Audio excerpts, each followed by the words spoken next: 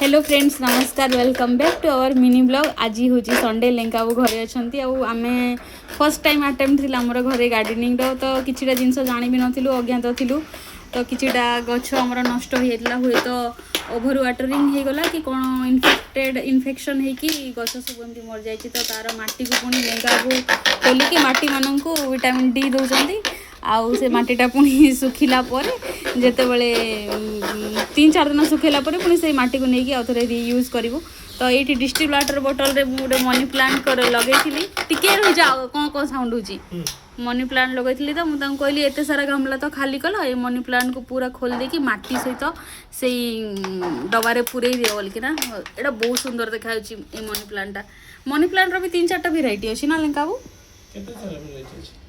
केते सारा भेराइटी मुझे 4टा खंडे जानती भारी सुंदर देखा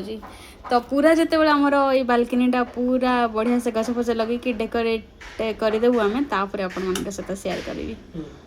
चलो काम स्टार्ट।